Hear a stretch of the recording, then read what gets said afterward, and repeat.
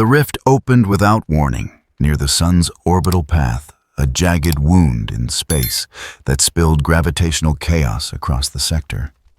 Satellites registered the distortion, first their sensors screaming data that made no sense to the algorithms designed to interpret them.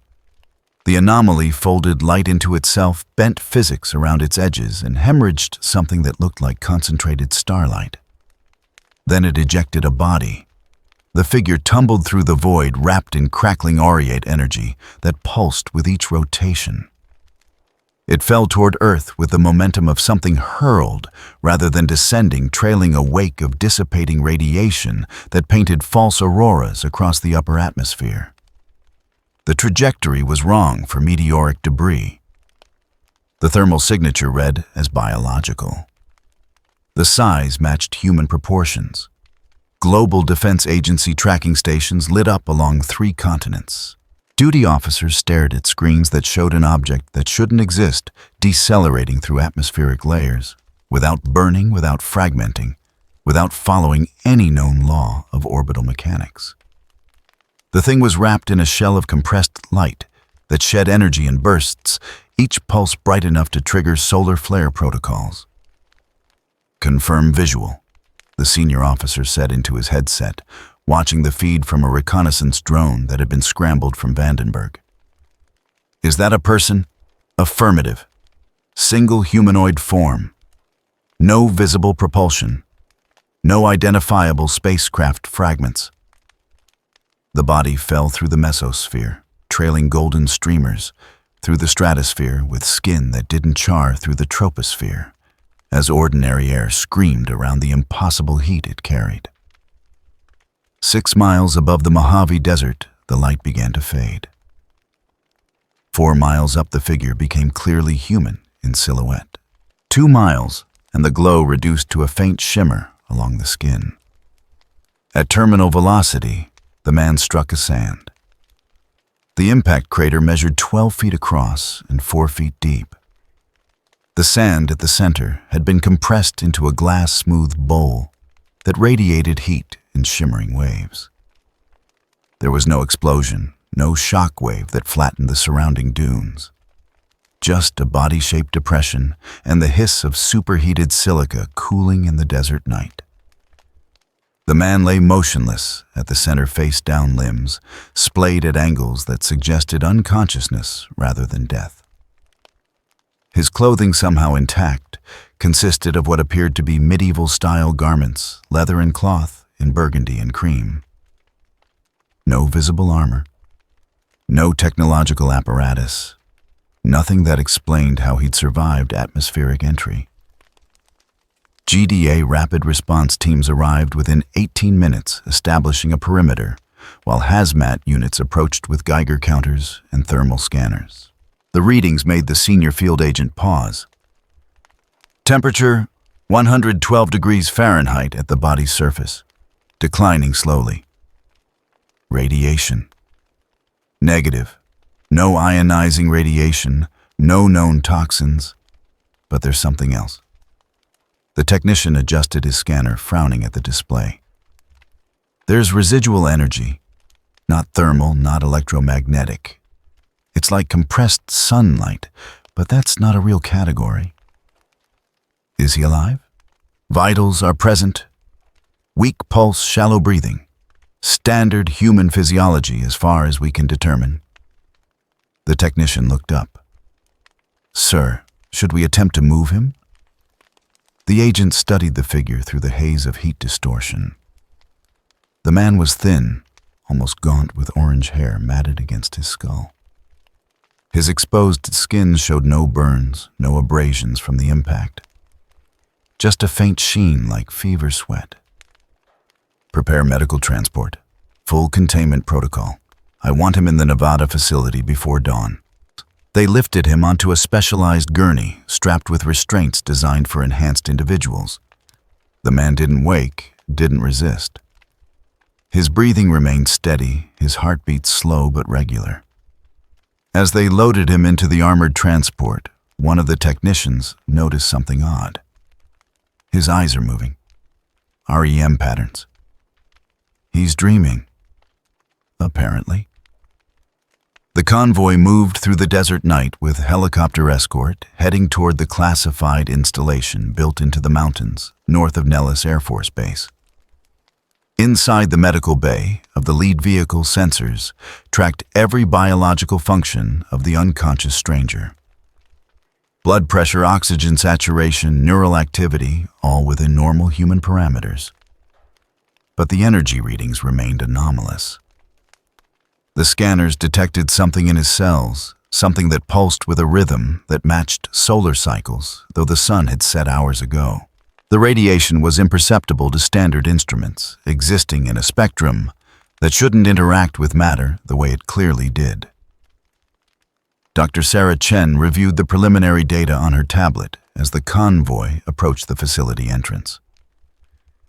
She'd been pulled from sleep by the alert told only that they had an unidentified enhanced individual of unknown origin and unknown capabilities. Now, studying the numbers, she felt the familiar mixture of scientific curiosity and professional dread that came with containing things humans didn't understand. "What's the containment rating?" she asked the agent who met her at the security checkpoint. "Class 4 until we know more. Reinforced cell constant monitoring, minimal personnel contact. And if he wakes up hostile? We have contingencies." They always had contingencies. Chen had seen how well those worked against truly powerful individuals. The Viltrumite invasion had taught Earth's defenders a harsh lesson about the limits of human preparation. But protocol was protocol, and this man had fallen from space without dying. That alone warranted maximum caution. The stranger was transferred to Cell Block 7, a cube of reinforced concrete and composite alloys designed to contain threats measuring up to Class 5 on the GDA scale. Cameras covered every angle. Sensors tracked motion, heat pressure, electromagnetic fluctuations. A team of 6 security personnel maintained watch in rotating shifts, armed with weapons that ranged from conventional to experimental. The man lay on the medical bed, still unconscious, still ordinary in appearance. His chest rose and fell with mechanical regularity. His vital signs remained stable. The energy signature continued its slow, rhythmic pulse, like a heartbeat beneath his actual heartbeat. Dr. Chen stood outside the reinforced glass, studying him through the observation window. "Has anyone identified the clothing?" "Preliminary analysis suggests medieval European design, possibly 15th or 16th century. The materials are genuine period-appropriate textiles, showing wear consistent with actual use, not costume reproduction." "So, he's either from the past or dresses like it. Or from somewhere that never stopped dressing like it." Chen made a note on her tablet. Dimensional displacement was rare but documented. The Viltrumite conflict had torn holes in reality that still hadn't fully sealed. Coalition of Planets records mentioned dozens of parallel dimensions, alternate timelines, pocket realities where physics bent in uncomfortable directions. This man could be from any of them. "What about the axe?" The agent pulled up an image on his phone. "Found it embedded in the sand, 60 feet from the impact site. Matches the medieval aesthetic. Single-bladed design, massive weight, appears to be solid metal with unknown alloy composition. Estimated weight exceeds 400 pounds. He was carrying a 400-pound axe when he fell. The trajectory analysis suggests it was thrown clear during atmospheric entry, which means he was holding it before the fall began." Chen looked back at the sleeping figure, thin, almost frail in appearance. Arms that showed no particular muscle development, hands that looked like they belonged to a scholar, not a warrior. Yet he'd survived a fall that should have vaporized him and apparently carried a weapon that it should have been impossible to lift. "Keep the axe in secure storage. Don't let it near him until we understand what we're dealing with." Hours passed. The man didn't wake. The energy readings continued their steady pulse, declining infinitesimally with each passing minute. Dr. Chen reviewed the data feed, searching for patterns, finding only questions. At 3:17 in the morning, 6 hours after the initial containment, something changed.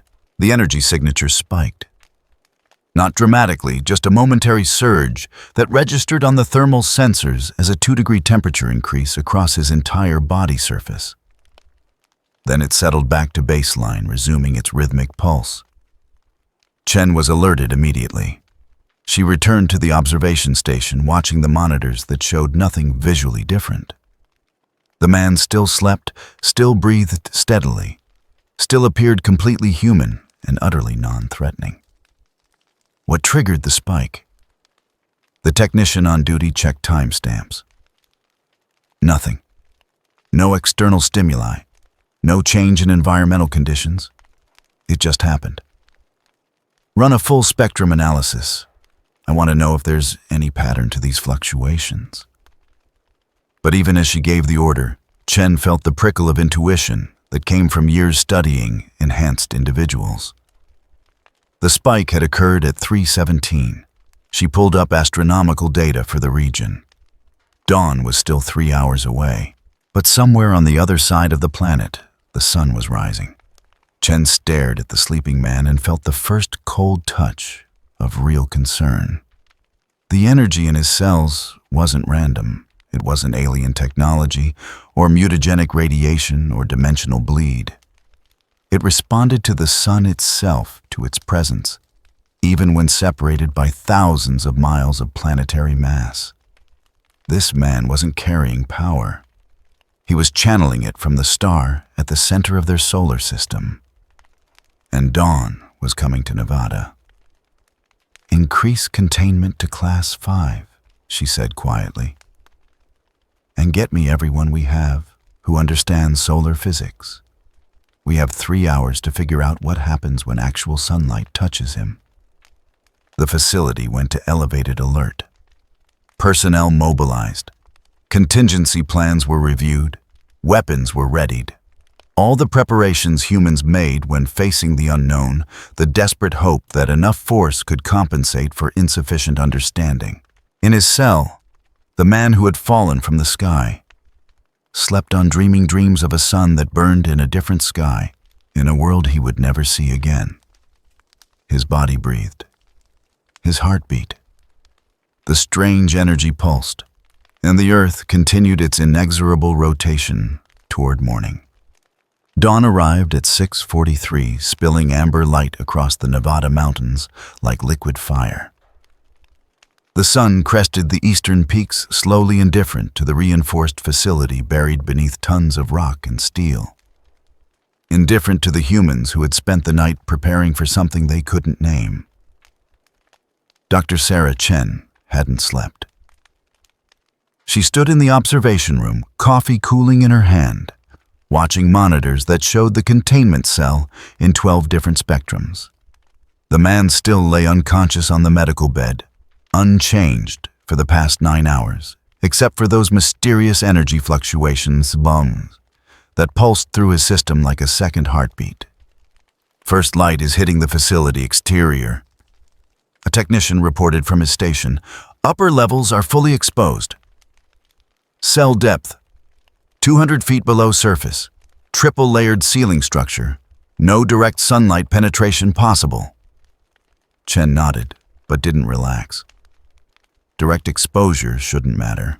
The solar spikes they had detected throughout the night had occurred when the sun was on the opposite side of the planet, separated by 8,000 miles of solid rock and iron core. Whatever connection this man had to stellar radiation, it didn't require line of sight. She was right to worry. At 6:47, 4 minutes after local sunrise, the man's body temperature began to climb. The change registered first on the infrared cameras as a subtle shift from blue-green to yellow-green, a warming that spread from his core outward to his extremities. The thermal sensors tracked the increase at 0.2 degrees per minute, steady and accelerating. Temperature rising, the technician said, voice tight with professional calm. 114 degrees, 115, 116. Is he conscious? Negative. Still showing REM sleep patterns. Vitals are strengthening, though. Heart rate increasing 68 beats per minute and climbing. Chen set down her coffee and moved closer to the observation window. The man looked the same, thin and motionless, but the air in the cell had begun to shimmer. Heat distortion rippled across the cameras, making his outline blur at the edges. 120 degrees, 125. Temperature acceleration increasing. How fast? 0.5 degrees per minute now. It's exponential. Chen grabbed the intercom.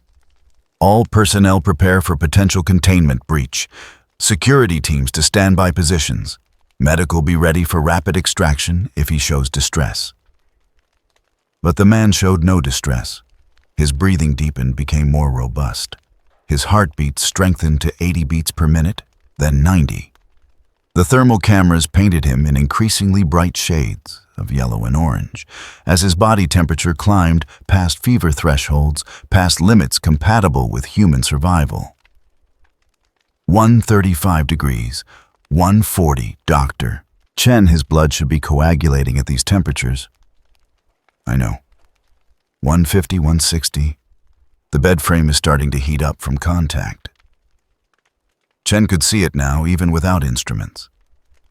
The metal supports beneath the mattress had begun to glow dull red where they touched his body.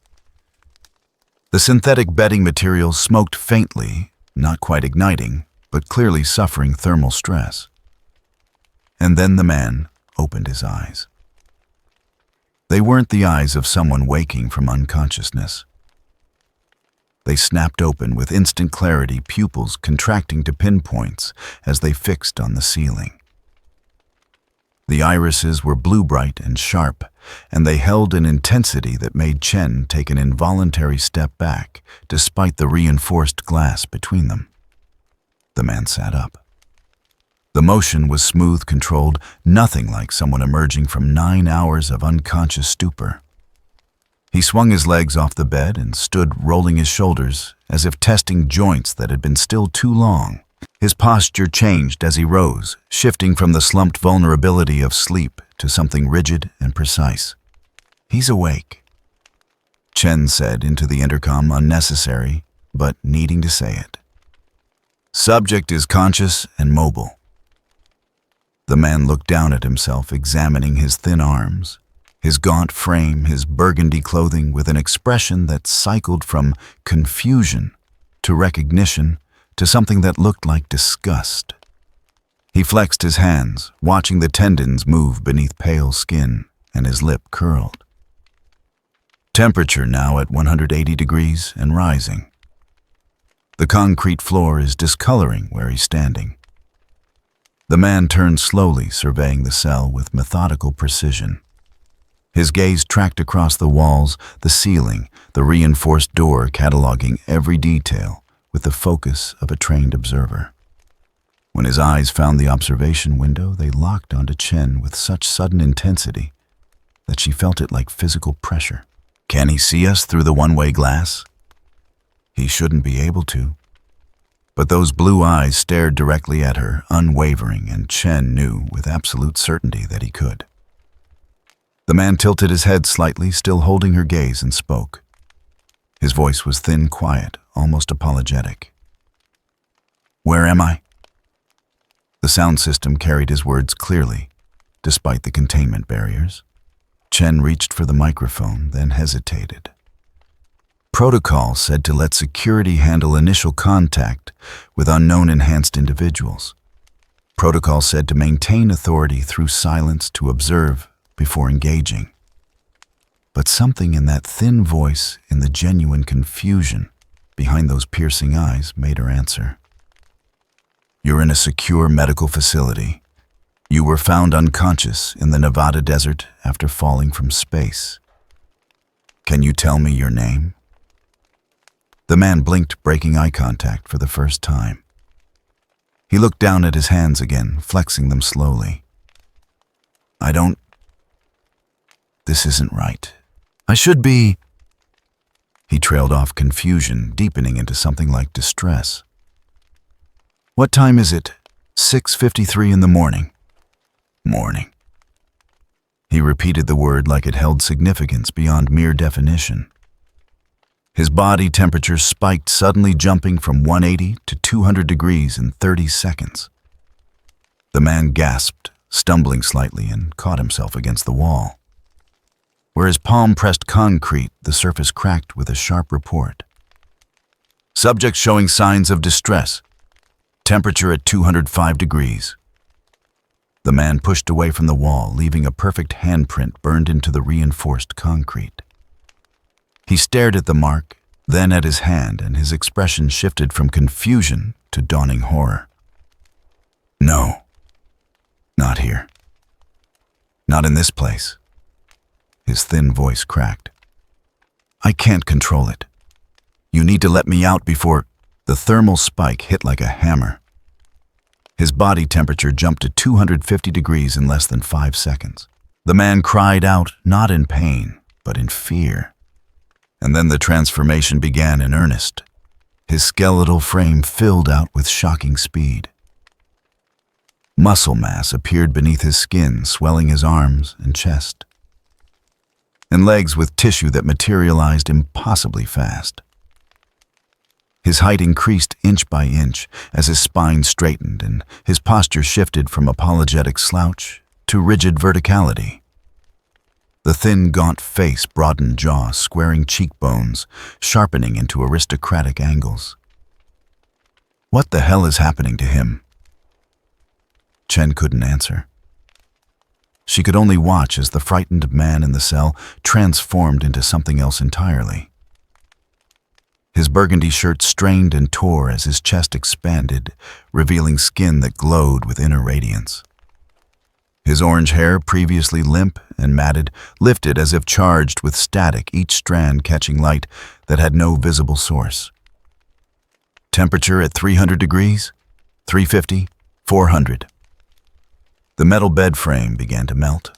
The synthetic mattress burst into flame, filling the cell with thick black smoke that was immediately consumed by the waves of heat radiating from the man's body. The concrete floor beneath his feet glowed orange, then yellow, then white, as it approached its melting point. And still, the man grew. 6 feet tall became 6.5. 7 feet. His body mass doubled, then tripled, all of it dense muscle that moved beneath his skin like living architecture. The tattered remains of his shirt fell away, revealing a torso that looked carved from stone, each muscle group defined with anatomical precision. But it was his eyes that changed most dramatically. The blue irises began to shine first with reflected light, then with their own internal illumination. They blazed like sapphires held to flame, bright enough to cast shadows in the smoke-filled cell. Temperature at 600 degrees. The reinforced glass is starting to stress. Dr. Chen, we need to evacuate the observation level. Not yet. Chen's voice was steady despite the sweat running down her back. The room's ventilation system strained against the heat bleeding through the walls, but she couldn't look away. I need to see. The man straightened to his full height now, well over 7 feet tall, and the terrified confusion drained from his features like water. What replaced it was something cold, an absolute, a transformation of expression more complete than the physical changes. His blazing eyes swept across the cell with contempt rather than fear, and when he spoke again, his voice had changed entirely. Deep, resonant, carrying the kind of certainty that admitted no possibility of contradiction. Who decided that walls could contain me? He took one step forward. The concrete beneath his foot exploded into powder from the heat and pressure. Another step, and the floor began to sag, reinforced steel supports buckling as they softened from proximity to his body. Temperature at 800 degrees, 900. The cell integrity is failing. Deploy countermeasures, now. The facility's automated defense system activated with military precision. Ports opened in the ceiling, and walls releasing jets of pressurized fire-suppressant foam designed to smother and cool. The foam struck the man and vaporized instantly, never reaching his skin turned to steam by the furnace he'd become. He didn't even seem to notice. He walked toward the observation window, each step cracking the floor. His luminous eyes fixed on Chen with an intensity that made her throat tight. "You kept me in darkness."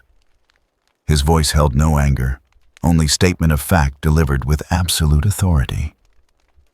"You wrapped chains around the sun and wondered why it burned through them. Temperature at 1,000 degrees. We're reaching critical containment failure." The reinforced glass began to crack. Hairline fractures spread from the center point, where his gaze seemed to focus tiny fissures that grew and branched like lightning frozen in crystal. Chen knew she should run. Every survival instinct screamed at her to evacuate while she still could. But she stood frozen, pinned by those terrible burning eyes, and managed to force words through her constricted throat. "We're not your enemies. We're trying to help." The man stopped 3 feet from the glass. This close, she could see the waves of distortion rippling off his body, could feel the heat through the barrier like standing too near a blast furnace. His expression didn't change, didn't soften with her plea.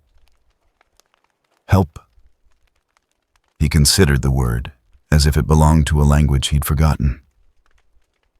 "The only help you can provide is to open these walls before I turn them to slag." "I can't do that. Not until we understand what you are." "I am the sun." He said it with the same certainty most people used to state their name. "And you are standing in my light." The glass shattered.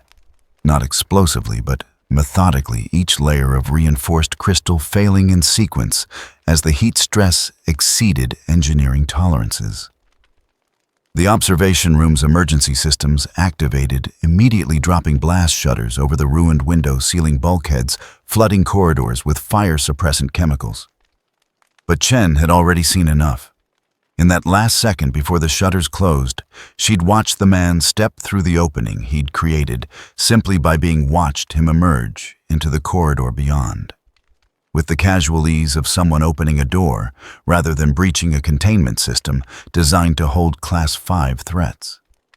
Alarms shrieked through every level of the facility. Security teams mobilized with weapons that had stopped enhanced individuals before. Automated systems came online, deploying measures that had taken years of research and billions of dollars to develop. And somewhere in the corridors, 200 feet below the surface, walking through walls of steel and stone like they were paper, was a man who burned with the temperature of molten metal and spoke with the absolute certainty of someone who had never encountered anything strong enough to challenge him.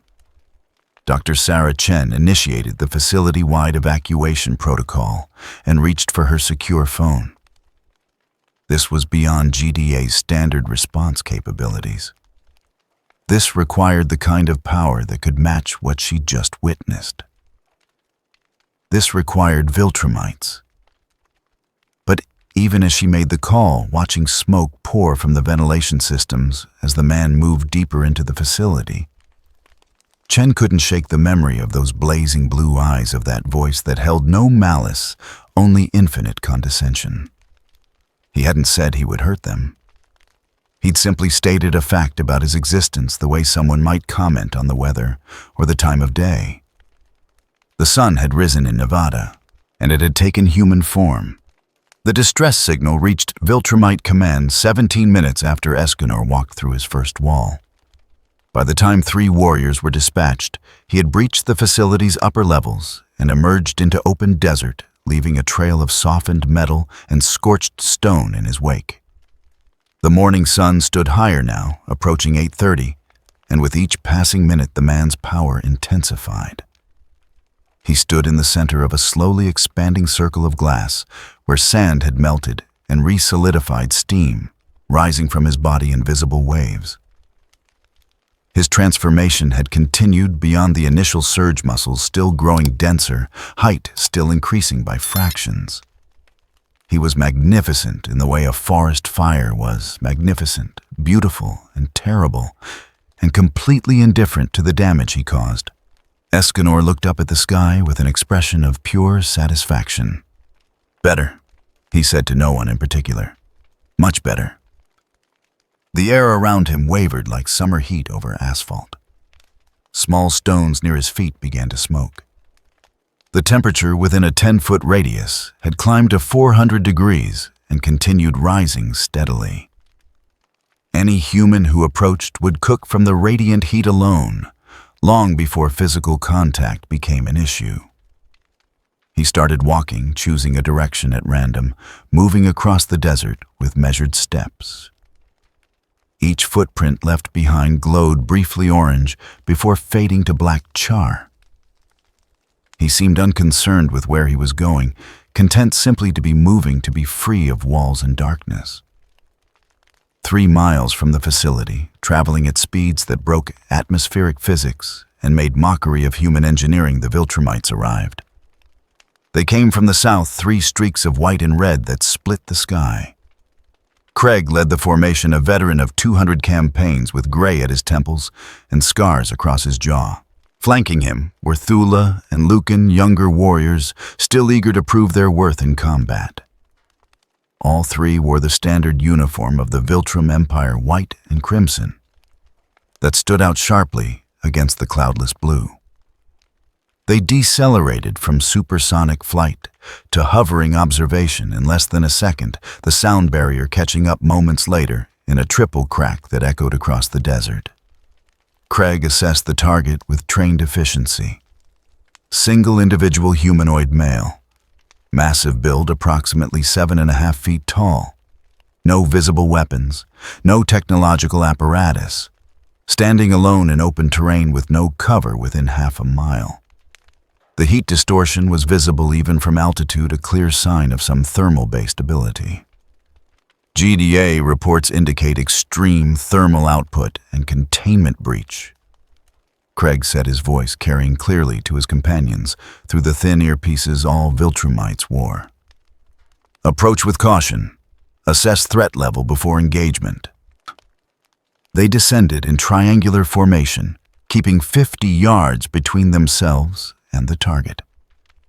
As they drew closer, Craig noticed details that made him reassess his initial evaluation. The ground around the target showed signs of sustained extreme heat. The air itself seemed to burn, and the man stood at the center of it all, with arms crossed, head tilted back, eyes closed as if sunbathing. Thula circled left, maintaining altitude. He doesn't look concerned. He doesn't look aware, Lucan added from the right. Should we announce ourselves? Before Craig could respond, the man opened his eyes and looked directly at them. The irises blazed with internal light, bright sapphire that seemed to shine with its own luminance rather than merely reflecting the sun.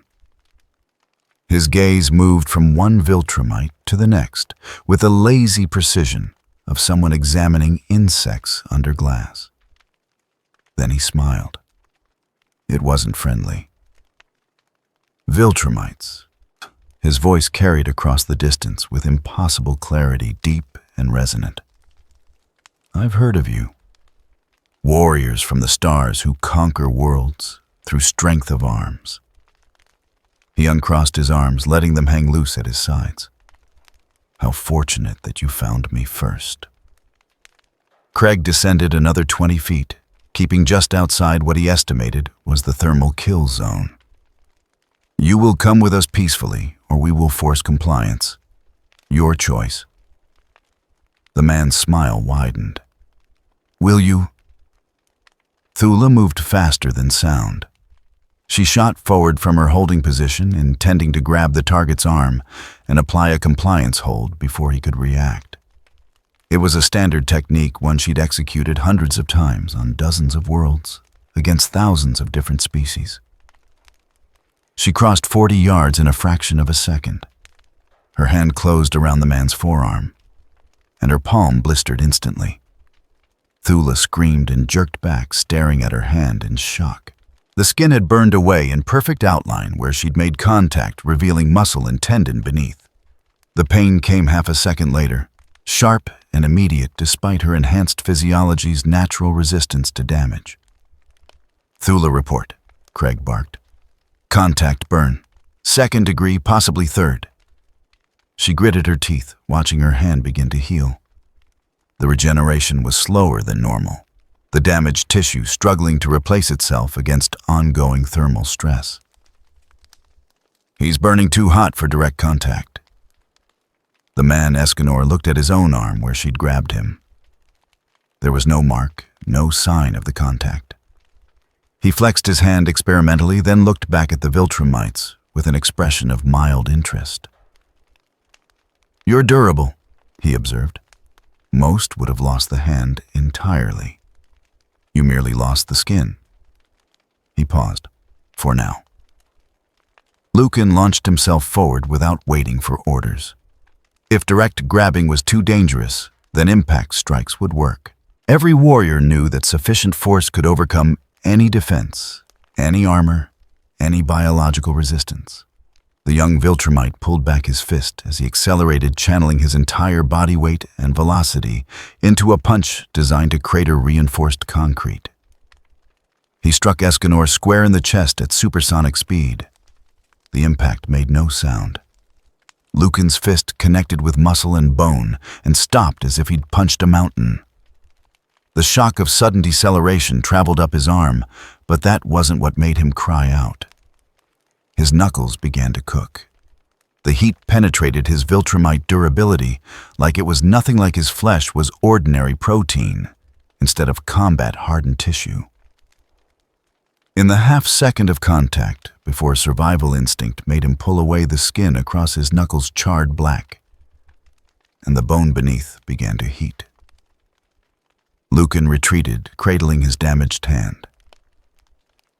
"He's not just hot. He's burning through our healing factor."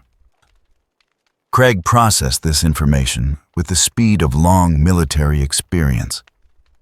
Viltrumites healed from almost anything given enough time. Broken bones, massive trauma, even organ damage could be regenerated, provided the warrior survived the initial injury.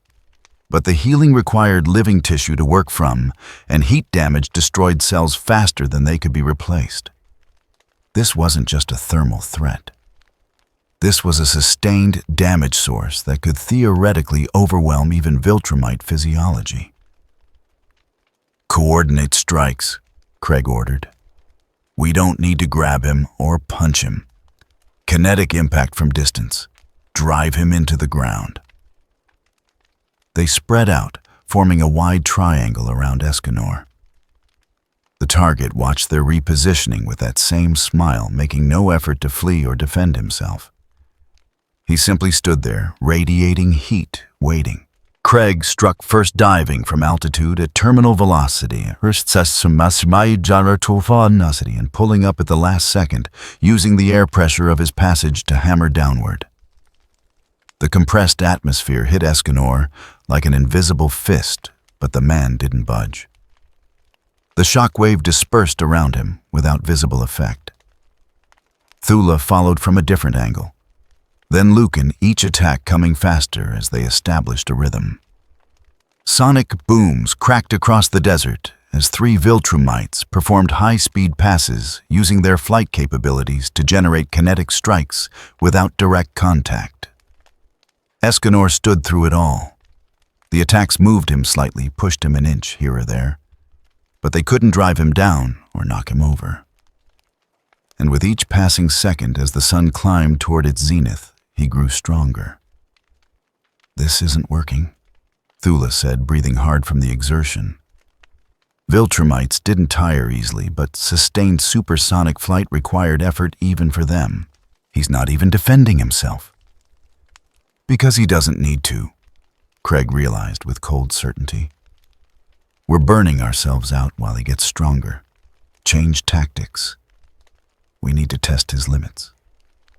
He shot forward on a vector calculated to pass within arm's reach. As he approached, Craig drew back his fist not for a punch, but for a grab. His hand closed around Escanor's throat. The pain was immediate and excruciating. Craig felt his palm start to burn, then his fingers, the heat penetrating deeper with each fraction of a second. But he didn't let go.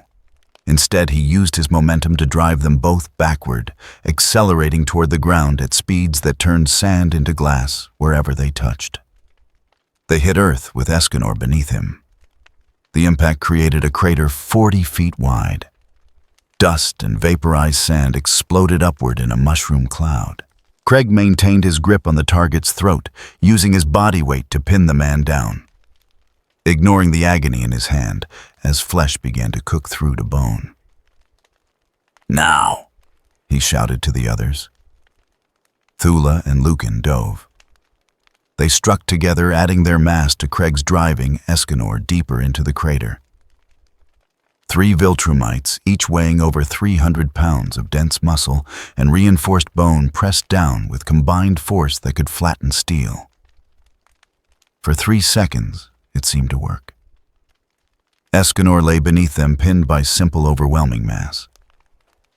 Craig felt triumph surge through the pain. Then the heat intensified. It didn't increase gradually. It spiked suddenly, jumping from merely dangerous to absolutely lethal in the span of a heartbeat. Craig's hands, still locked around Escanor's throat, began to char black. The smell of his own burning flesh filled his nostrils. Through the pain, he felt something worse. His healing wasn't working. The damage accumulated faster than his enhanced physiology could repair it. "Get back!" he roared, releasing his grip and throwing himself skyward. But Escanor moved faster. One hand shot up and caught Craig's wrist before he could escape. The grip was iron hard and burning hot, and Escanor used it to pull himself upright with casual strength, lifting Craig's entire weight without visible effort. "Leaving so soon?" Escanor's voice held genuine amusement. "But we were just getting acquainted." He stood, pulling Craig up with him. Thula and Lucan scrambled back, but they were slower still in contact with the ground near his feet. Escanor's free hand moved in a lazy sweep that caught Lucan across the chest. The younger Viltrumite flew backward, like he'd been hit by artillery. He tumbled through the air for 200 yards before catching himself. Gasping hands pressed to his chest, where a burn mark in the perfect shape of Escanor's palm had been seared through uniform and into flesh. Escanor released Craig's wrist and stepped back, giving them room. The gesture was deliberate, almost courteous. He wasn't trying to kill them. He was making a point. "You came to force my compliance." His blazing eyes swept across all 3 warriors. "You failed. Now you know what I am. Go back to whatever commanders sent you. Tell them what you learned here." "We're not retreating from one target," Thula snarled, pain making her voice sharp. "You're not retreating." Escanor's tone never changed, never shifted from that absolute certainty. "You're surviving. There's a difference." Craig assessed the situation with brutal honesty. All 3 of them bore injuries that would take hours to heal properly. The target showed no damage whatsoever and was clearly growing stronger by the minute. Pressing the attack would result in casualties, or worse. He hated retreating. Every Viltrumite instinct screamed against it. But tactical withdrawal wasn't surrender. It was intelligence gathering. "Pull back," he ordered. "Regroup at altitude." They rose as one, putting distance between themselves and the burning man. From 500 feet up, they could see the full extent of the damage. A wide circle of melted glass surrounded Escanor, and the temperature shimmer extended another 100 feet beyond that.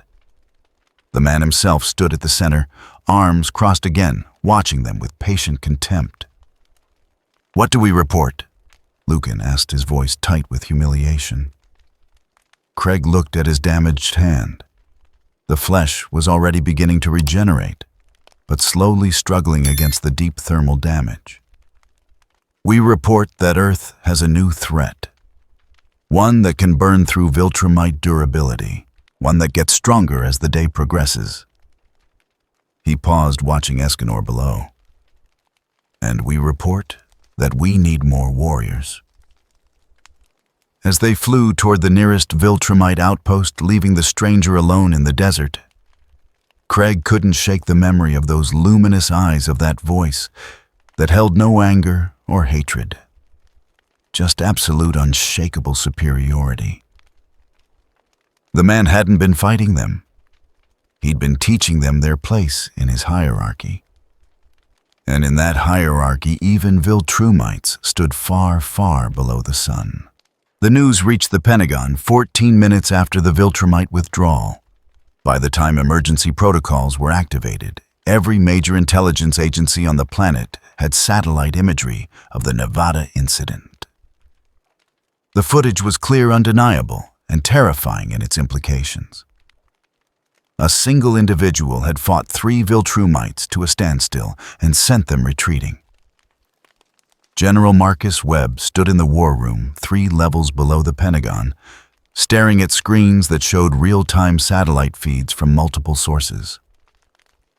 The target designation, Unknown Thermal Alpha, remained stationary in the desert approximately 8 miles from the breached GDA facility. The infrared signature was overwhelming, a bright white bloom on the thermal cameras that indicated temperatures approaching 900 degrees Fahrenheit at the source. "Environmental impact assessment," Webb ordered. A young analyst pulled up data on the main display. "The heat radius is expanding, sir.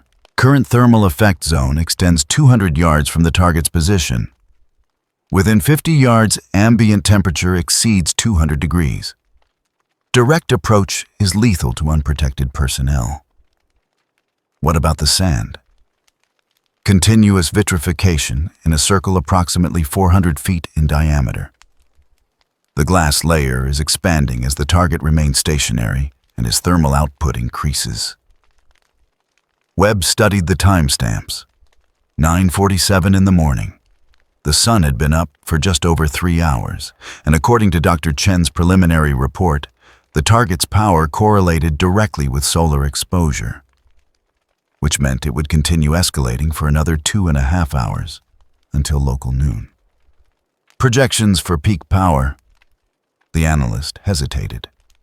"Sir, we don't have baseline data for extrapolation.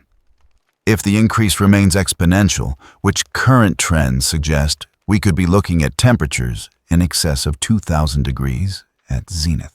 2,000 degrees, hot enough to melt aluminum, to ignite wood, from the radiant heat alone to make the air itself a weapon. Webb had seen footage of the Viltrumite invasion, watched superhuman warriors level city blocks with casual violence. But this was different. This wasn't kinetic destruction that could be contained or redirected. This was a walking environmental catastrophe that made everything around it uninhabitable simply by existing. What's the population density in the affected area? Current location is remote desert. Nearest civilian population is Pahrump, Nevada, 23 miles southeast. But sir, if the thermal radius continues expanding at current rates, we'll have a problem within 6 hours. Evacuate everything within 50 miles. Make it mandatory. Use whatever cover story works. Yes, sir. Webb turned to the communications officer. Get me every asset we have on enhanced individual response. I want Cecil Stedman briefed immediately, and someone find out where Invincible is. While military machinery churned into motion executing evacuation protocols and mobilizing containment teams, the subject of their concern remained motionless in the desert. Escanor stood with his face turned toward the climbing sun, eyes closed, absorbing radiation that humans needed telescopes and instruments to study. His body had stabilized at its current size, just over 8 feet tall, muscle density approaching the theoretical maximum for carbon-based tissue. He wasn't thinking about the chaos his presence caused. wasn't considering the humans scrambling to respond to a threat they couldn't comprehend. His mind occupied that strange space between awareness and meditation, conscious of his surroundings while simultaneously focused inward on the steady accumulation of power flowing through his cells. The heat felt right, felt natural, like coming home after a long absence. 30 miles away, in a bunker designed to survive nuclear strikes, Cecil Stedman reviewed the intelligence package with the grim efficiency of someone who'd spent decades expecting the worst and being proven right. The holographic display showed him everything: the facility breach, the Viltrumite engagement, the thermal projections that painted an increasingly dire picture. "Do we have any idea what he wants?" Cecil asked Dr. Chen, who'd been evacuated from the Nevada facility and brought directly to him. "He doesn't want anything." Chen's face was pale, exhausted from stress and sleeplessness. "That's what makes this dangerous. He's not hostile in the traditional sense. He's just existing. And his existence is incompatible with everything around him." The Viltrumites couldn't put him down. They couldn't even damage him. The heat burned through their regeneration faster than they could heal. Craig's report stated that prolonged contact would have resulted in permanent tissue loss. Cecil absorbed this. Viltrumites were among the most durable organisms known to exist. Their healing factor could recover from injuries that would kill almost anything else. If this thermal effect could overwhelm that, what happens at noon? I don't know.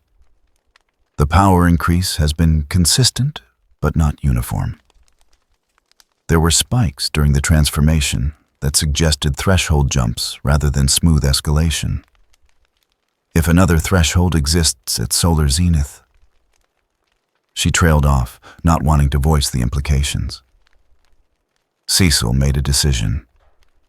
We need him away from population centers. Can we move him? You mean evacuate him? Chen looked incredulous. How he walked through reinforced containment like it wasn't there. He ignored 3 Viltrumites. What exactly do you think will convince him to relocate?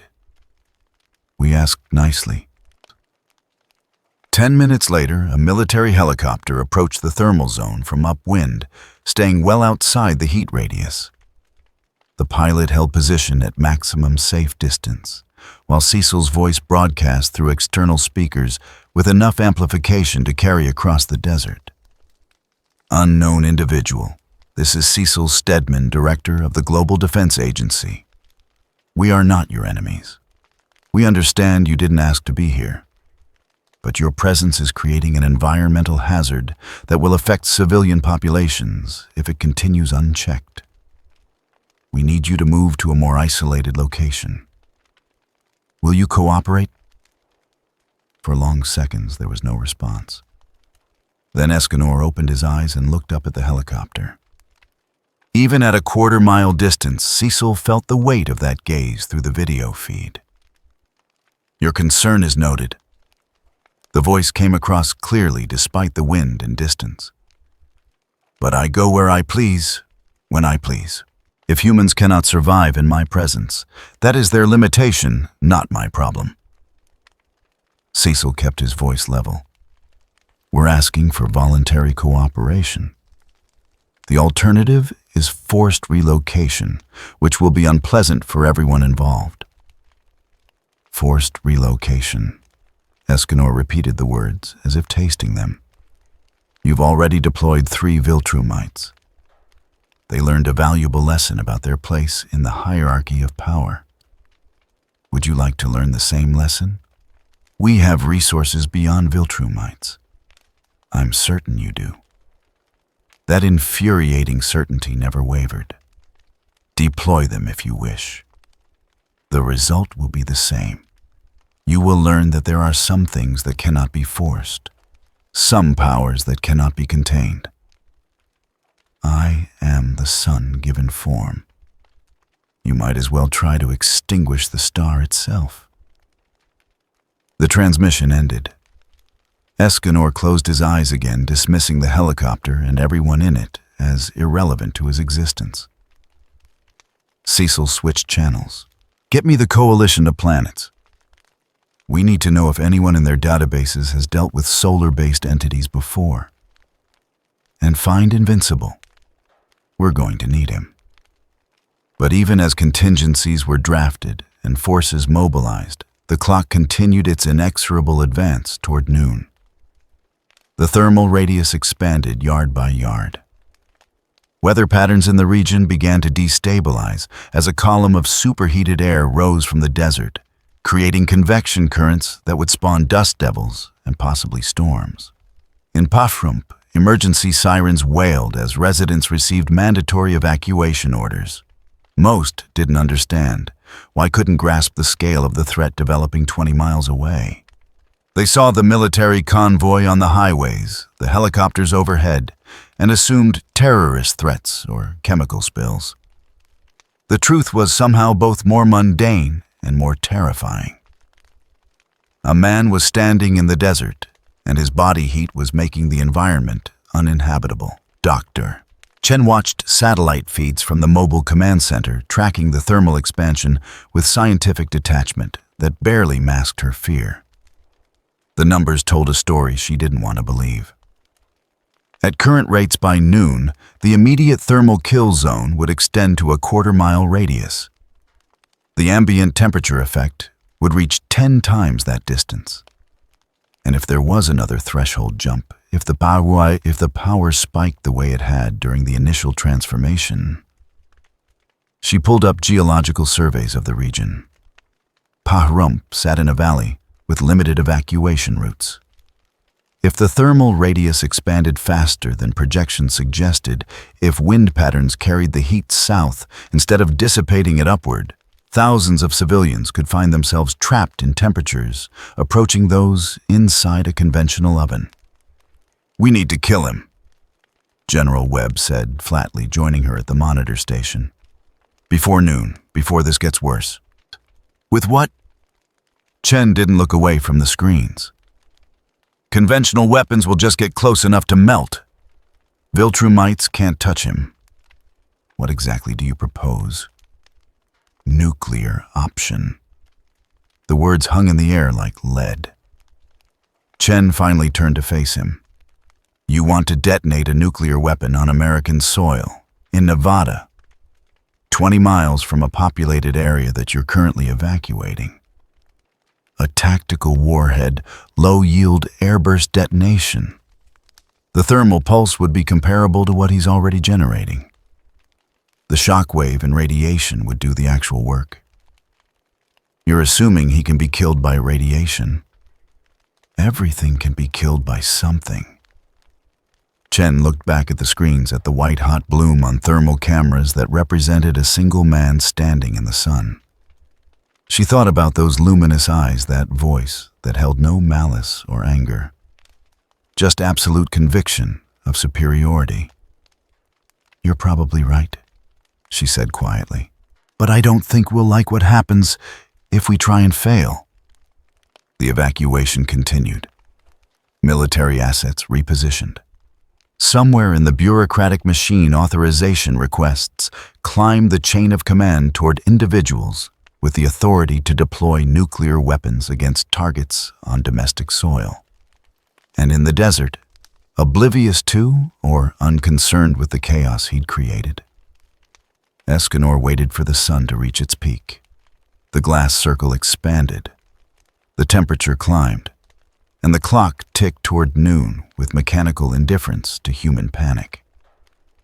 Across the planet, in command centers and coalition headquarters, beings with power and authority made calculations about acceptable losses and strategic necessity. They weighed options, considered scenarios, tried to find solutions to a problem that had no precedent in their experience, and came to the gradual realization that they might be facing something genuinely new. Not just another powerful individual to be contained or allied with or destroyed, but a fundamental force that operated on principles outside their understanding, a living embodiment of the star that made their existence possible in the first place. You couldn't negotiate with the sun, couldn't threaten it or bribe it or reason with it. You could only hope it chose not to notice you when it burned. 11:17 in the morning. The sun climbed toward its apex, and with it, Escanor's power ascended to heights that made the earlier confrontation look like a warm-up. 7 Viltrumites arrived this time. Not a reconnaissance team or containment squad, but a proper strike force assembled with the explicit goal of neutralizing a Class A threat. They came from different sectors of the Viltrum Empire's holdings, warriors pulled from active campaigns and garrison duty, because Earth's requests for assistance had finally been taken seriously. Anissa led them. She was older than Craig, with silver threading through her dark hair and scars that told stories of 100 worlds conquered. Behind her flew warriors, whose names carried weight in military circles. Conquest recently recovered from injuries sustained against Invincible. Lucan and Thula returning with fresh determination and healed hands. 3 others whose reputations were built on efficient violence. They assembled in formation 5 miles from the target, high enough that the rising column of superheated air wouldn't interfere with flight stability. From this altitude, they could see the full scope of the problem. The glass circle now measured over a mile in diameter, a perfect disk of fused silica that reflected sunlight in blinding sheets. The air above it rippled with thermals so intense they created optical distortions visible from space. And at the center, barely visible through the heat shimmer, stood their target. "Thermal readings?" Anissa asked. Conquest checked his tactical scanner, one of the few pieces of technology Viltrumites bothered carrying. Core temperature exceeds 1500 degrees. Radiant heat extends to half a mile. Ambient temperature at target location is 900 degrees and climbing. Time until solar zenith: 43 minutes. Anissa processed this. 43 minutes for the power to continue escalating. Craig's report had been clear about the correlation between solar position and the target's capabilities. If his strength increased proportionally with the sun's elevation, they had less than an hour before facing something potentially beyond even Viltrumite capacity to handle. Attack pattern Delta.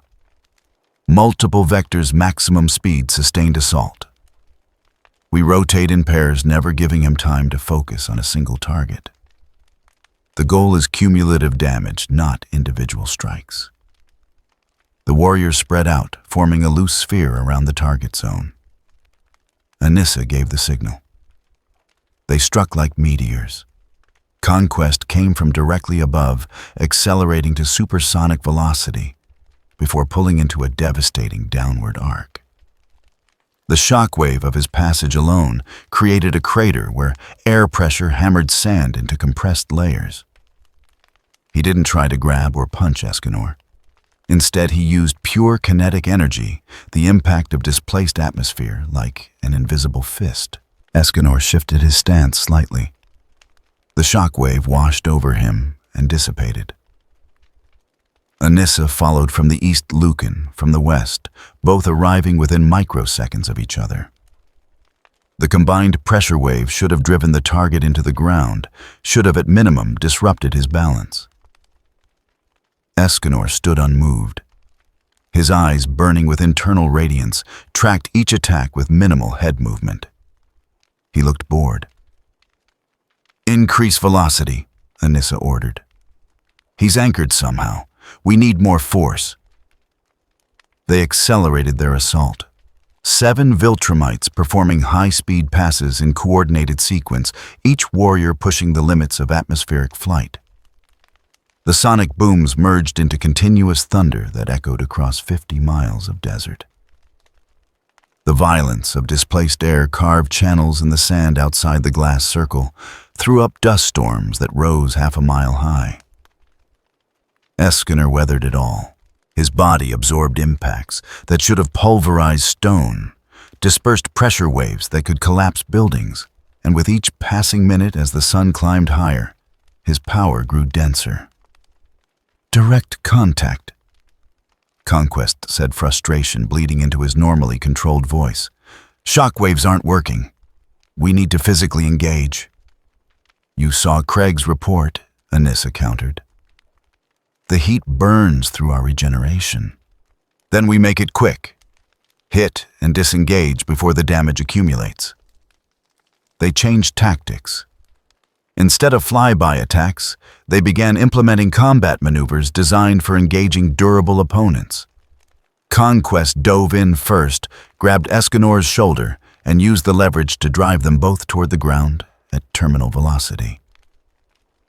The contact lasted 2 seconds. In that time, Conquest's palm blackened, and the flesh beneath began to cook. He released at the last moment, pulling up, while Escanor struck Earth hard enough to create a secondary crater in the already damaged glass. The target stood up immediately, completely undamaged, and dusted off his shoulders with a gesture of theatrical disdain. "You're persistent," Escanor observed. His voice carried across the distance despite wind and the roar of Viltrumite flight. "I appreciate that in inferior beings. It shows character." Thula attacked from his blind spot, or what she assumed was his blind spot. She aimed for his legs, trying to sweep them out from under him, with a strike that carried enough force to shatter concrete. Her shin connected with his calf. The impact sent vibrations up her entire leg, like kicking a steel pillar. And then the heat penetrated fast enough that she felt bone beginning to cook before she could disengage. She tumbled through the air, gasping, clutching her damaged leg. The bone hadn't fractured from the impact. It had started to char from proximity. "Pull back," Anissa ordered. "Thula, report status." Superficial burn, healing already. But the young warrior's voice was tight with pain that shouldn't have been possible for someone with Viltrumite physiology. Escanor watched them regroup at altitude, head tilted slightly, as if considering an interesting puzzle. "You keep trying the same approaches. Attack from different angles, use different speeds, but fundamentally you rely on impact and leverage. It won't work. Not against me. Not ever." "What are you?" Anissa called down to him. "I am pride made manifest." The response came without hesitation. "I am the pinnacle of existence, given form and substance. I am the measure by which all others are found wanting."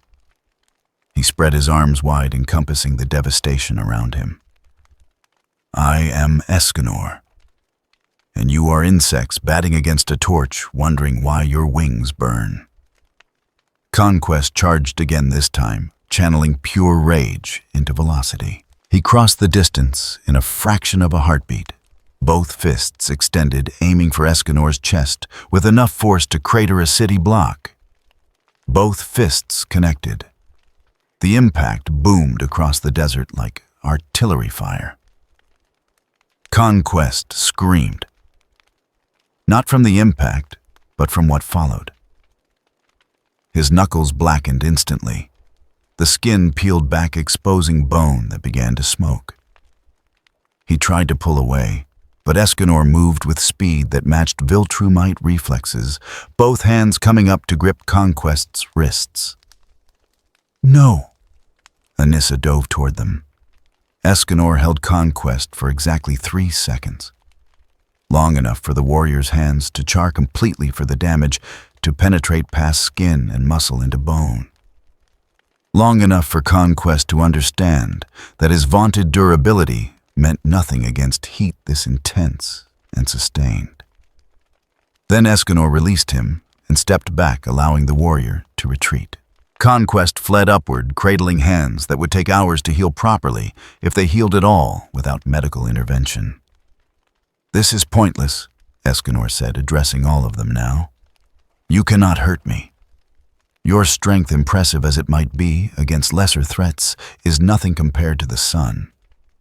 And I am the sun's favored child." He paused, checking the sky. 40 minutes until I reach true power. If you're still here when that happens, you won't survive the radiance alone. Anissa made rapid calculations. They'd committed 7 warriors, lost 1 to critical injuries, inflicted 0 damage on the target, and the power was still escalating. Every strategic instinct told her to withdraw, regroup, wait for the solar peak to pass and the target's power to decline. But that meant abandoning the field. Meant admitting that Viltrumites, the most feared warriors in the known galaxy, couldn't handle one anomalous human. She made a choice that pride demanded and strategy condemned. Combined assault. All of us simultaneously, maximum force. If we can't burn him, we'll bury him. The remaining 6 warriors dove as one. They converged from different vectors, timing their arrival to within microseconds, each bringing the full weight of their velocity and mass to bear on a single target. The combined impact of 6 Viltrumites striking at supersonic speed carried enough kinetic energy to level a mountain. They hit Escanor together. The shockwave flattened sand for half a mile in every direction, shattered the glass circle into crystalline fragments, created a pressure wave that registered on seismographs 3 states away. When the dust settled, Escanor stood exactly where he'd been standing before. His feet had sunk 3 inches into compacted earth. That was the only visible effect. The 6 Viltrumites lay scattered around him, some on the ground, others hovering unsteadily in the air. All bore burns on the parts of their bodies that had made contact. All were breathing hard from pain and exertion, neither of which they were accustomed to experiencing. Escanor looked at them with something approaching pity. You fight well. In another context, against another opponent, you might even win. But not here. Not against me. Not in the light of day. He raised one hand toward the sky, fingers spread wide, as if catching sunlight in his palm. The temperature spiked, suddenly jumping 200 degrees in seconds. The air itself began to shimmer with visible distortion. Leave, Escanor said quietly, while you still can. Tell whoever commands you that Earth now has a sun that walks upon its surface. Tell them to adjust their calculations accordingly. Anissa struggled to her feet, one arm badly burned where she'd tried to grapple him. Pride warred with pragmatism, and for once, pragmatism won. Retreat, everyone, now. They fled. 7 Viltrumites, reduced to 6 functional warriors, leaving the field of battle without achieving their objective. They flew east, away from the thermal zone, away from the man who'd proven himself untouchable. Behind them, Escanor lowered his hand and closed his eyes again, resuming his meditation. The sun continued its climb. His power continued its escalation. And somewhere in the distance, humanity watched and waited and prayed that whatever came at noon wouldn't be the end of everything. Cecil Stedman watched the satellite feed showing 7 contrails heading away from Nevada at supersonic speed. He'd witnessed the entire engagement through multiple camera angles, seen Earth's most reliable military assets fail completely against a single target. Time to noon, he asked, already knowing he wouldn't like the answer. 38 minutes, sir. Cecil reached for the phone that connected him directly to people with nuclear authorization. The conversation would be brief and unpleasant but necessary. They'd tried conventional force. They'd tried Viltrumite intervention. Neither worked. Only one option remained. But even as he dialed, watching the thermal readings climb toward truly catastrophic levels, Cecil couldn't shake the memory of that voice, calm and absolute, declaring itself the sun made flesh. Some things couldn't be killed with nuclear fire. Some things burned hotter than any weapon humanity had devised. And noon was 37 minutes away. 11:59, 1 minute to solar zenith. Escanor stood alone in the wasteland he'd created, eyes closed, breathing steady. The glass plane stretched for miles in every direction, a mirror surface that caught and reflected light until the entire region blazed like a second sun had fallen to Earth. The temperature at his position exceeded 2,000 degrees. The air shimmered so violently that satellite cameras could barely maintain focus. And then the sun reached its peak. The transformation didn't announce itself with thunder or light shows. There was no dramatic surge of visible energy, no explosion of force. Instead, something fundamental shifted in the fabric of reality around Escanor, as if the universe itself recognized a threshold being crossed. His eyes opened. They were no longer merely bright or luminous. They had become apertures of pure solar radiance, blue-white like the core of a star casting visible beams that scorched the ground wherever his gaze fell. Escanor spoke, and his voice carried a resonance that made the air vibrate. The One. It wasn't an introduction. It was a statement of absolute fact delivered with the certainty of physical law. This was what he became at the sun's apex. Not just powerful, but the living embodiment of a concept. Pride distilled to its purest essence, compressed into flesh that could barely contain the magnitude of what it represented. His body didn't change shape. The transformation was subtler and more profound. Every muscle, every cell, every atom of his being shifted into perfect alignment. He stood straighter, moved with precision that suggested each gesture was mathematically optimal.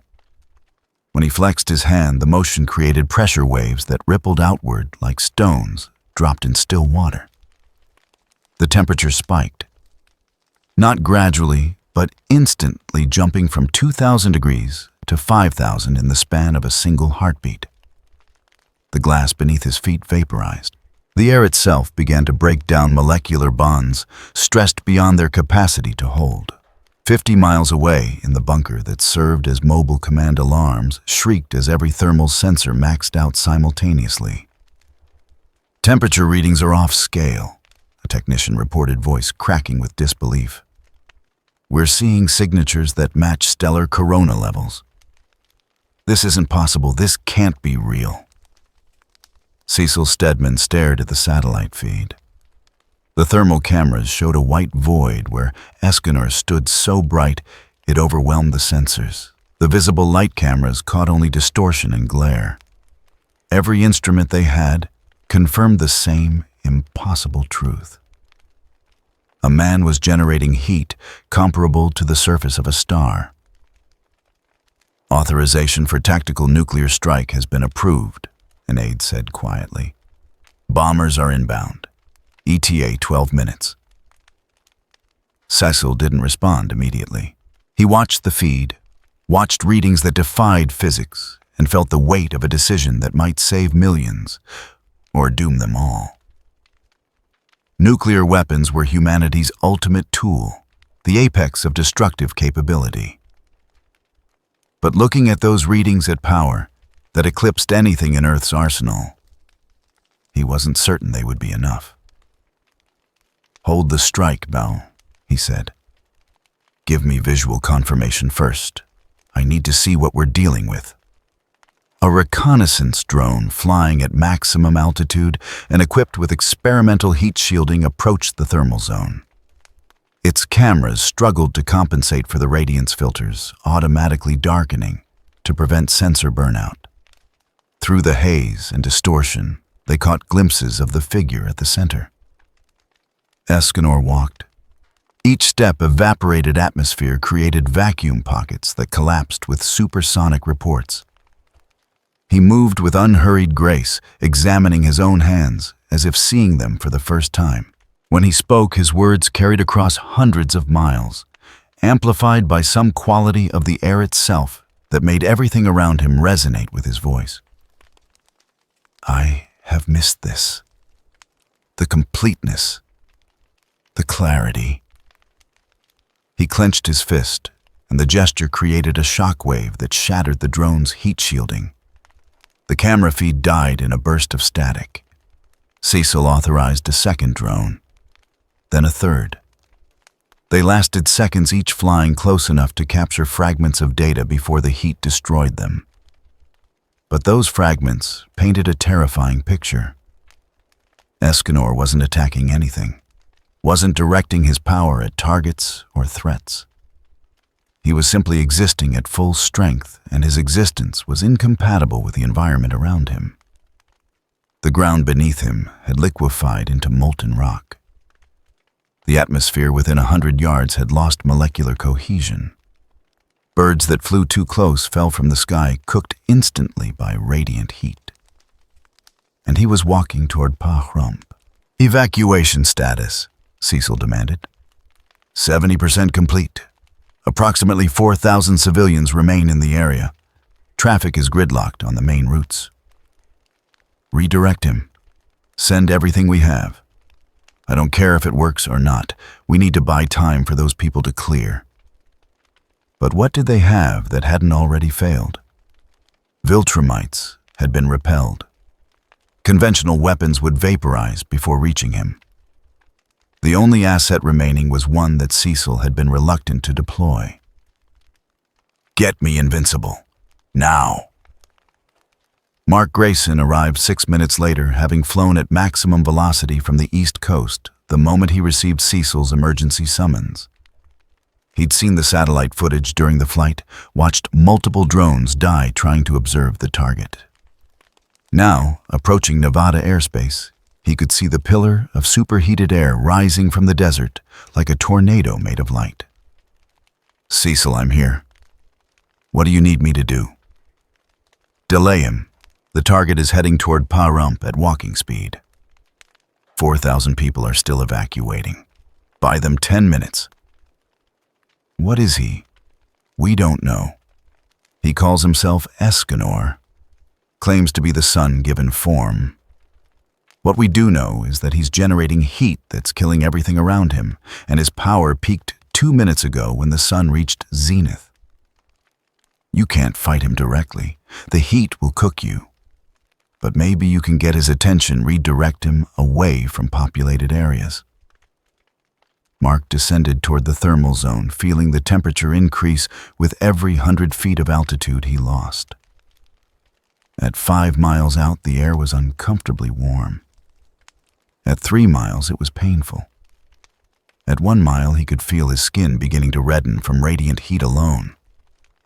He stopped his descent. Even with Viltrumite physiology, approaching closer would be dangerous. From this distance, he could see the figure walking across molten ground, leaving footprints that glowed white-hot. "Escanor," Mark's voice carried across the distance. "Stop. You're heading toward a city. People will die if you keep going." The figure paused, turned, those terrible luminous eyes fixed on Mark, with focus that felt like physical pressure. Invincible. The name came with perfect enunciation, each syllable weighted with significance. "I've heard of you. The young warrior who killed his father's mission. The half-breed who chose humanity over empire." A pause. "Interesting. I'm asking you to stop.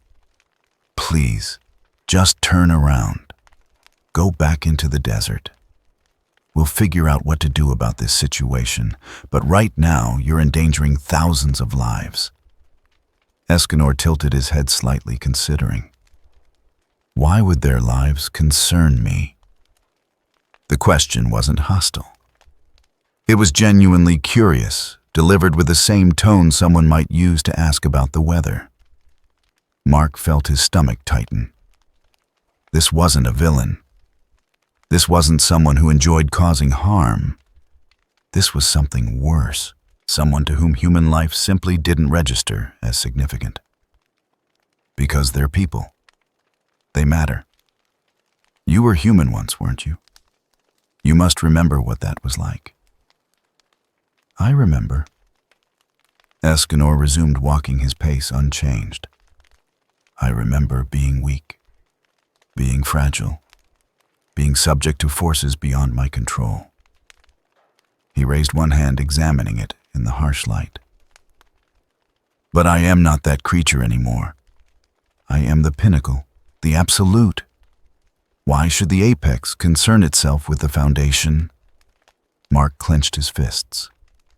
Every instinct screamed at him to attack, to use his strength to force compliance. But the footage of 7 Viltrumites being repelled played in his memory. If warriors more experienced and powerful than him had failed, what could he accomplish? But he had to try. I don't want to fight you, but I will, if you force me to. Escanor stopped again. This time, when he turned, his expression held something that might have been amusement.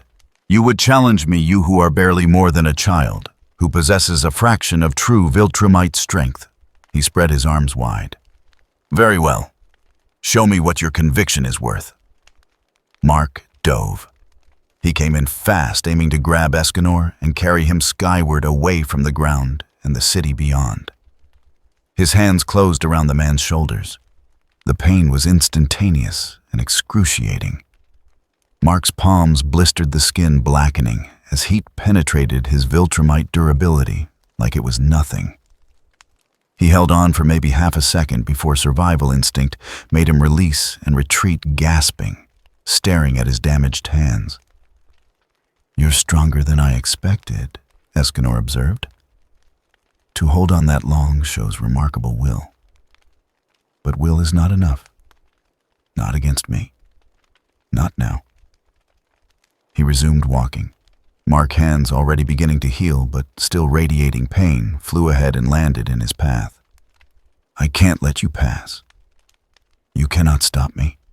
Escanor's voice held no anger, no frustration, just absolute certainty. Your strength, your speed, your durability, all meaningless. I am the sun at noon. I am the moment of perfect power. There is no force in this reality that stands above me. He took another step forward. Mark braced himself, planting his feet, preparing to use every ounce of strength he possessed to hold the line. Escanor walked through him, not violently, not with a striker's shove. He simply moved forward with unstoppable momentum, and Mark's attempt to hold him back accomplished nothing. It was like trying to stop a mountain from falling, like standing before a tidal wave and demanding it retreat. Mark was pushed backward, his feet carving trenches in molten glass, until Escanor casually reached out and moved him aside with one hand. The touch lasted less than a second. Mark's uniform charred where Escanor's fingers had gripped. The skin beneath blistered and began to cook.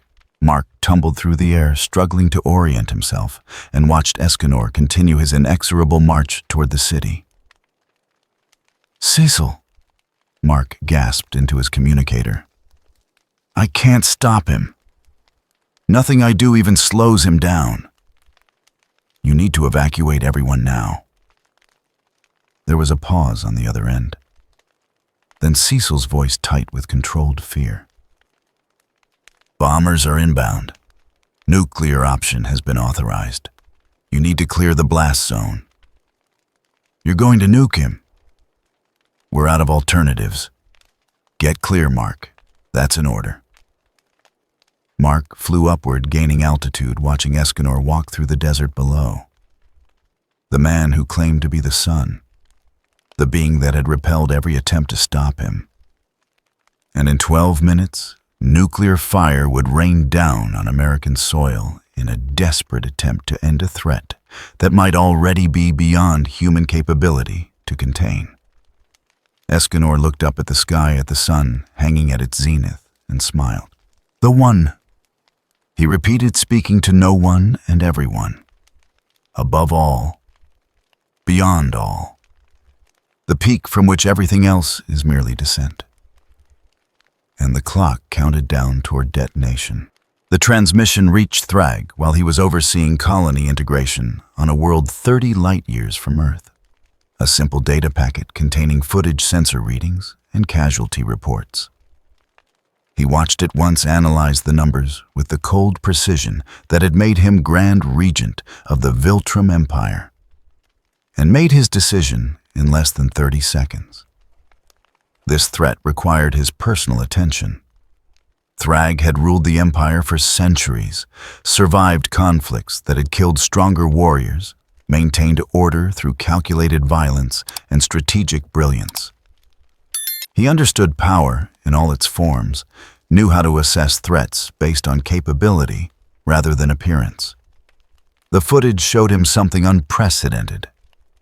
A single individual who had repelled multiple strike forces and was generating output that exceeded conventional weapon systems.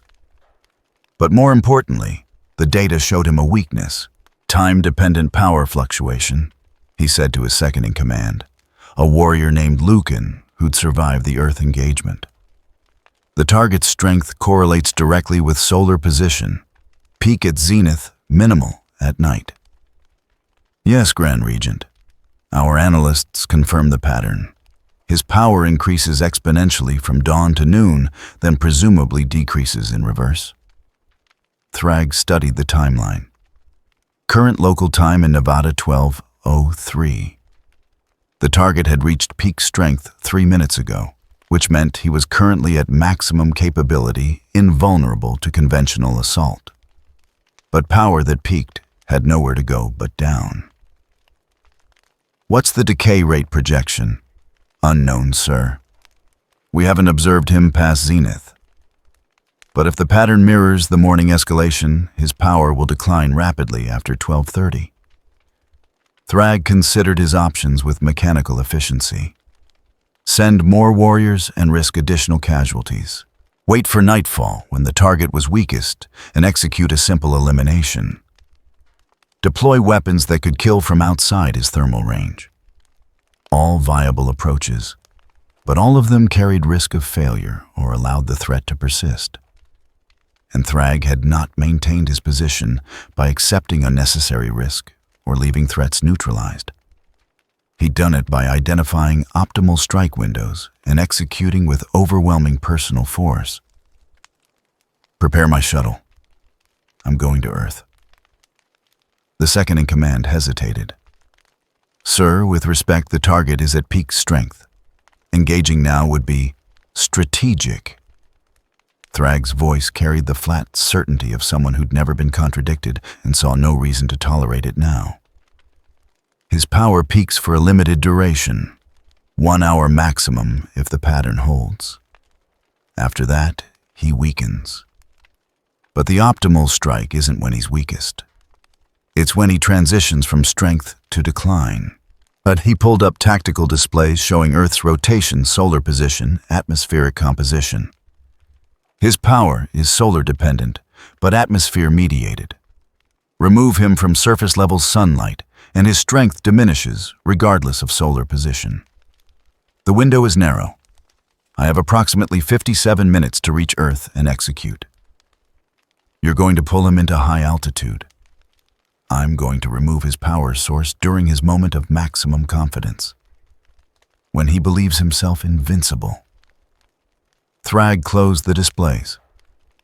Ready my shuttle, and inform Earth's defenders that their problem is about to be resolved, one way or another.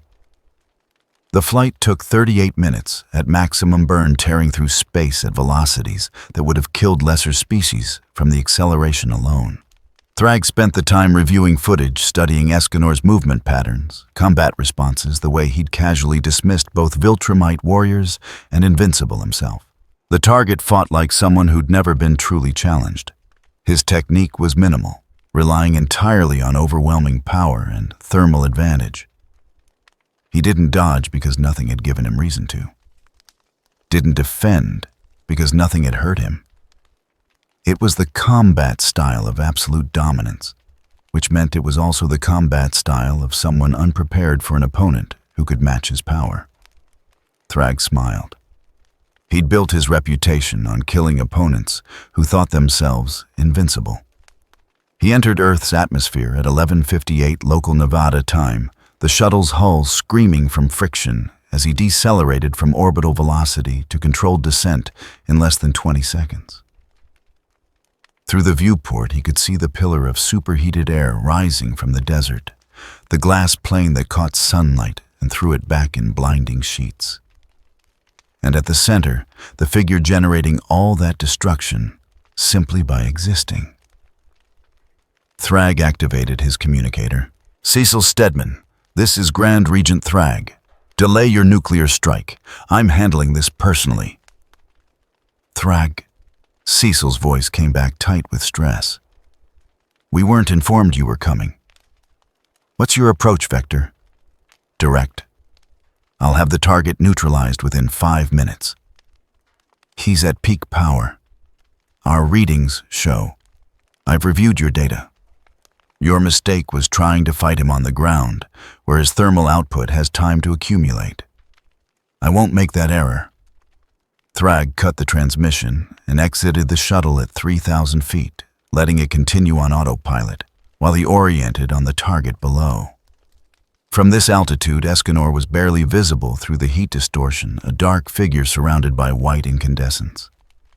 Thrag studied the thermal plume, calculated wind speed and atmospheric density, and identified his entry vector. He would need to be fast, faster than he'd moved in years. The accumulated heat around the target would cook even Viltrumite flesh if he lingered too long. But he wouldn't linger. 11:59, 1 minute to noon. Thrag descended rapidly, building velocity, timing his approach to coincide with the precise moment of solar zenith. Not before, when the power was still climbing. Not after, when awareness of declining strength might make the target defensive. But at the exact peak, when confidence was absolute and defenses would be minimal. The clock shifted to 1200. Thrag hit supersonic velocity 300 feet above Escanor. The sonic boom arrived fractionally before he did a wall of compressed air that slammed into the target's position with enough force to shatter stone. Escanor looked up, those terrible luminous eyes widening slightly, with something that might have been surprise. Then Thrag struck. His hands closed around Escanor's shoulders with grip strength that could crush steel. The heat was immediate and agonizing, penetrating his palms faster than anything he'd experienced. But Thrag ignored pain the way he ignored all physical feedback that didn't contribute to mission success. He used his momentum, his mass, every ounce of Viltrumite strength to redirect Escanor's position from standing to airborne. They rose. Thrag's flight carried them upward at speeds that turned the desert into a blur below. 1,000 feet, 2,000, 5,000. Escanor struggled in his grip, those burning eyes fixing on Thrag with sudden focus. But the Grand Regent's hold was unbreakable. 10,000 feet, 20,000. The temperature around them began to drop, not dramatically, but measurably. Atmospheric pressure decreased with altitude, reducing thermal transfer efficiency. More critically, the angle of solar incidence changed. At ground level, sunlight struck Escanor directly. At 30,000 feet and climbing, the angle became increasingly oblique. Escanor's struggles intensified. He grabbed at Thrag's wrists, and where his fingers closed, the Grand Regent's flesh blackened and began to smoke. But Thrag's regeneration, working at full capacity despite the damage, kept pace with the destruction, just barely enough to maintain his hold. "You made a mistake," Thrag said, his voice carrying clearly, despite the thin air and howling wind. "You assumed your power was absolute. It's not. It's conditional. And I'm removing the conditions." 40,000 feet, 50,000. They breached the troposphere into the stratosphere, where air pressure dropped to near vacuum and temperature plummeted to -60 Fahrenheit. The sunlight here was harsh and direct, unfiltered by dense atmosphere. But the supporting environment that allowed Escanor's power to accumulate was gone. And for the first time since dawn, Escanor's temperature began to stabilize rather than increase. Thrag saw it in the sensor feeds displayed on his tactical contact lenses. saw the thermal signature flatten, then begin a microscopic decline. The target's power, dependent on atmospheric medium to build and sustain its extreme output, couldn't maintain peak levels in near-vacuum conditions. "You're strong," Thrag acknowledged, adjusting his grip as the target's struggles continued. "Perhaps the strongest thermal-based entity I've encountered. But strength without adaptability is weakness." He pulled back his right fist, preparing to strike while the target was disoriented and weakening. One devastating blow to the head, delivered with full Viltrumite power at altitude where the target's defenses were compromised. It would be sufficient. It would end this threat before the clock in Thrag's peripheral vision showed 12:01. 1 minute past noon. And something changed. Escanor stopped struggling. His body went completely still in Thrag's grip. The Grand Regent felt it through. The contact points felt something shift in the fundamental nature of what he was holding. Not weakening, not declining. Transforming. "No," Thrag said, recognition coming too late. "Not another." The light exploded outward from Escanor's body in a sphere of white radiance that forced Thrag's eyes closed despite Viltrumite durability. The heat spiked instantly, jumping from merely dangerous to absolutely lethal. Thrag's hands, already damaged from prolonged contact, began to cook through to bone in seconds. He released his grip by reflex, pulling away, and for the first time in centuries, Thrag felt something close to fear. Because Escanor was no longer the figure he'd grabbed at ground level. The transformation was subtle but profound, every aspect of the target's presence amplified beyond the already extreme baseline. The eyes didn't just shine. They blazed with stellar intensity. The body didn't just generate heat. It radiated power that warped space itself, creating visible distortions in the air, even at this altitude. And when Escanor spoke, his voice carried weight that made Thrag's bones vibrate. "The One." It wasn't a name. It was a declaration, a statement of hierarchy that admitted no debate or challenge. Thrag had faced gods, fought cosmic entities, stood against forces that made civilizations tremble. But looking at Escanor, now seeing that absolute certainty reflected in eyes that had transcended mere human brilliance, he understood. He'd miscalculated. The optimal strike window hadn't been at the peak. It had been before. Because what he'd thought was peak power was merely the threshold. And what came after the threshold was something that didn't depend on atmospheric conditions or solar angle, or any of the physical limitations Thrag had counted on exploiting. The One didn't draw power from the sun. It was the sun's equal compressed into flesh, that shouldn't exist, focused through will, that knew no bounds. Escanor looked at Thrag hovering 10 feet away, cradling hands that were healing too slowly from damage that shouldn't have been possible. Those terrible eyes assessed the Grand Regent with the same clinical precision Thrag used to evaluate lesser threats. "You were clever," Escanor said, voice resonating with harmonics that shouldn't be possible in thin air. "More clever than the others. You identified my connection to terrestrial atmosphere, attempted to disrupt it through altitude displacement. Under normal circumstances, it might have worked." He spread his arms, and the gesture created pressure waves that rippled outward like rings in water. "But these are not normal circumstances. For 1 minute, I transcend the limitations that bind me. For 1 minute, I am not merely powerful. I am absolute." Thrag calculated rapidly. 60 seconds. 1 minute of whatever this enhanced state represented. He could retreat, wait it out, return when the target reverted to normal peak levels. It was the tactically sound choice. But retreating meant admitting he couldn't win. meant accepting that something existed beyond Viltrumite capacity to overcome.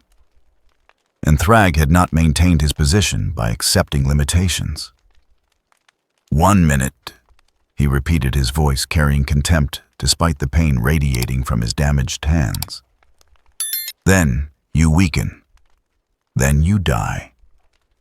Escanor's smile was terrible in its serenity. Then try to survive until that minute ends. They hung there in the stratosphere 50,000 feet above the desert, two beings whose power exceeded anything Earth had fielded before. The sun blazed overhead, indifferent to the violence about to unfold in its light. And somewhere far below, satellites tracked their positions, while humans watched and prayed and prepared for consequences they couldn't imagine. The clock showed 12:01 and 30 seconds. 59.5 minutes until Escanor's power began to decline. 90 seconds until the one ended. And both warriors understood that everything would be decided in the next minute. Thrag attacked first. Thrag moved first, closing the distance between them with velocity that shattered sound barriers. His fist, backed by centuries of combat experience and Viltrumite strength, aimed for Escanor's temple, with precision calculated to cause maximum trauma. Escanor caught the punch with his palm. The impact generated a shock wave that rippled outward in a perfect sphere, displacing atmosphere for miles. The collision of force meeting immovable resistance created a flash of white light visible from ground level. Thrag felt the bones in his hand compress, felt tissue damage accumulate from both impact and sustained thermal exposure. But Escanor's hand didn't budge. The fingers closed around Thrag's fist with grip strength that made steel seem soft. 10 seconds, Escanor said calmly. You have 50 remaining. Thrag pulled free with a wrench of his entire body, spinning away and immediately attacking from a different vector. He understood the tactical reality now. This wasn't a fight he could win through sustained engagement. This was survival measured in heartbeats, each second bringing him closer to either the target's power declining or Thrag accumulating damage beyond his healing capacity. He became a blur of motion, circling Escanor at speeds that bent light, striking from random angles with fists and feet and elbows. Each blow carried enough kinetic energy to demolish buildings. Each connected with Escanor's body and accomplished nothing except adding heat damage to Thrag's extremities. 20 seconds. Escanor blocked casually, one hand sufficient to intercept attacks coming from supersonic velocity. His movements were economical, precise, containing no wasted motion. When he chose to strike back, his palm caught Thrag across the chest with force that sent the Grand Regent tumbling through the stratosphere. Thrag arrested his motion, coughing blood. The strike had cracked 3 ribs despite his durability. He could feel them healing bone knitting back together at accelerated rates, but the damage was accumulating faster than his body could compensate. 30 seconds. Escanor's voice carried across the distance with unnatural clarity. You're slowing. It was true. Thrag's injured hands responded fractionally slower than they should. The thermal damage had penetrated deep enough to affect nerve function. He was fighting at perhaps 90% efficiency now, and against an opponent like this, that 10% deficit was lethal. But Thrag hadn't survived centuries by giving up when odds turned against him. He changed tactics again, abandoning precision strikes for raw, overwhelming assault. He dove straight toward Escanor, building maximum velocity, and tackled the target with his full mass and momentum. They plummeted together, locked in mutual grip, falling toward the earth below at terminal velocity. Thrag used the descent to maintain pressure, driving his forehead into Escanor's face repeatedly, ignoring the pain as his skull fractured and healed and fractured again from contact with flesh that burned like reactor core. 40 seconds. Escanor's hands came up closed around Thrag's throat and squeezed. The pressure was immediate and catastrophic. Thrag felt his windpipe collapse, felt vertebrae in his neck begin to compress. He tried to break free, but the one's grip was absolute, and they were still falling. Still locked together, approaching 20,000 feet with acceleration that would crater the ground when they hit. Thrag drove his thumbs into Escanor's eyes. It was a desperate move, inelegant and brutal, the kind of tactic warriors resorted to when technique had failed. His thumbs sank into burning sockets, and the agony was beyond anything he'd experienced. The flesh of his hands began to char black smoking where it met the stellar heat contained in Escanor's skull, but Escanor's grip loosened fractionally. Enough for Thrag to wrench free, to kick away, to gain distance while his hands screamed with damage that was pushing the limits of even Viltrumite regeneration. 50 seconds. Thrag hovered 200 feet from his opponent, breathing hard despite not needing to breathe, assessing damage that covered 30% of his body surface. His hands were the worst, charred to bone in places barely functional. His chest bore burns from where Escanor had gripped him. His head throbbed from repeated impacts against invulnerable flesh. And Escanor looked exactly as he had at the start. Unmarked, undamaged, serene. "You fought well," Escanor acknowledged. "Better than the others. You adapted when tactics failed, compromised dignity for survival, used every tool available. In another context, I might admire it." "I don't need your admiration." Thrag's voice was hoarse from his crushed throat already healing, but not fast enough. "I need 10 more seconds." 9, Escanor corrected. "And they will be the longest 9 seconds of your existence." He moved, not with the rushed aggression Thrag had employed, but with unhurried certainty. One moment he was stationary. The next he was in front of Thrag, close enough that the heat aura made breathing impossible. His hand drew back, fingers extended, and drove forward in a straight thrust aimed at Thrag's chest. Thrag tried to dodge. His body, pushed beyond sustainable limits, responded too slowly. The strike connected just below his sternum, and Escanor's hand punched through Viltrumite durability like it was paper. The Grand Regent looked down in shock. 5 fingers had penetrated his chest cavity, stopped just short of his heart. He could feel the heat cooking him from the inside, feel organs beginning to fail from thermal trauma. 58 seconds, Escanor said quietly. Close, but not close enough. He pulled his hand free and struck again this time, with an open palm to Thrag's jaw. The blow snapped the Grand Regent's head back with force that would have decapitated a lesser being. Thrag tumbled backward, dazed, bleeding from multiple internal injuries, and Escanor followed with methodical precision. 59 seconds. One more strike, a backhand that caught Thrag across the temple and sent him spiraling toward the earth below. The Grand Regent fell semi-conscious, his healing factors struggling desperately to address catastrophic damage across multiple systems. 60 seconds. The light changed. It wasn't dramatic. There was no explosion, no cry of pain. Escanor simply returned to his previous state. The one ending as precisely as it had begun. His power remained immense, his presence still terrible, but that absolute transcendence had passed. He watched Thrag fall, making no move to pursue. The battle was over. The outcome had been decided in those 60 seconds where he'd existed beyond normal limitations.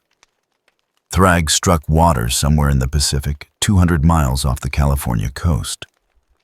The impact created a crater in the ocean's surface, displaced water and waves that would register as minor tsunami alerts on coastal monitoring systems. He sank unconscious, body still trying desperately to heal damage that would have killed him if not for Viltrumite physiology. He would survive, eventually. But it would take hours for his healing to address the internal damage. Days before, he was combat-ready again. Escanor floated in the stratosphere, looking down at the world below. His power had declined from its absolute peak, but remained substantial. Hours yet until sunset. Hours where he remained more than capable of defending himself, of continuing the devastation his mere presence caused. But he felt no desire to continue. The fight had been concluded satisfactorily. He demonstrated the hierarchy established his position. Further violence served no purpose. He descended slowly, returning to Nevada airspace, and found the desert transformed. Military forces had established a perimeter miles from the thermal zone. Satellites tracked his every movement. Somewhere humans were making decisions about how to respond, what to do about a threat that had repelled their strongest defenders. Cecil Stedman's voice reached him through radio broadcast. Escanor, we need to talk. Do we? Escanor touched down in the center of his glass, plain, the molten surface solidifying beneath his feet. I don't recall establishing that I answer to human authority. You don't. But you're standing on Earth, affecting Earth's environment, and whether you acknowledge it or not, you're part of this world now. We can make this adversarial, or we can find an accommodation. Escanor considered this. He'd never sought conflict, had responded to threats, defended himself when challenged, but hadn't initiated violence. The humans were right to be concerned. His existence here was fundamentally incompatible with their civilization. What do you propose? Uninhabited territory. Arctic or Antarctic regions where your thermal output won't endanger populations. We provide supplies, leave you alone, and you agree not to approach populated areas during daylight hours. And at night, when I'm vulnerable? We protect you. GDA resources military support if needed. You're a strategic asset now, whether either of us likes it. The Viltrumite Empire knows you exist. They'll want you eliminated. We want you alive, if only because your presence complicates their plans for Earth. Escanor laughed a sound without humor. You would protect me. How pragmatic. He looked up at the sun, still high in the sky, still feeding him power. Very well. Arrange your accommodation. But understand this, I submit to no authority. I accept your proposal because it's convenient, not because I acknowledge any right you have to make demands. Understood. The conversation ended. Escanor stood alone, feeling his power slowly decline as afternoon progressed toward evening. By sunset, he would be vulnerable again, weak enough that even human soldiers could threaten him. The cycle would repeat tomorrow and the day after, as long as he remained trapped in this universe. He thought of home, of Britannia, of companions who'd known him in both his forms and accepted the duality. Here he was alone, feared at noon, pitied at midnight, understood by no one. But he was alive. And while he lived, while the sun rose each morning and fed him power, he remained what he'd always been. The pinnacle, the absolute. The one who stood above all others, even in a universe that hadn't been prepared for his arrival. Night fell over Nevada. Escanor's power drained away like water through open fingers, and the transformation reversed. His massive frame diminished muscle mass, evaporating height, reducing. Within an hour of sunset, he stood at his minimum, thin and frail, barely able to lift his own weight. GDA personnel approached cautiously, offering transportation to the Arctic facility. Escanor accepted with quiet humility, his night self ashamed of the devastation his day self had caused. But as they flew north through darkness, he looked out the window at stars that were familiar, despite being viewed from a different angle of space. The sun would rise tomorrow, and when it did, he would be strong again. The cycle continued. The duality persisted.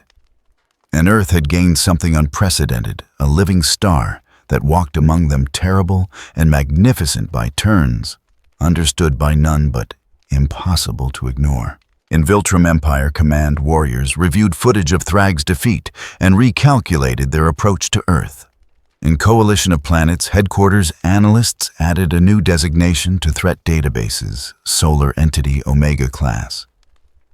And in the Arctic, as transport touched down at a base built to contain him, Escanor looked at the polar night and felt something like hope. Perhaps here in extremes of cold and isolation, he could find a balance. Perhaps this universe, strange as it was, could become a place where both aspects of his nature could exist. The sun would rise in 6 hours. Until then, he was vulnerable, weak human in all the ways that mattered. But tomorrow, he would be the sun again, and that was enough.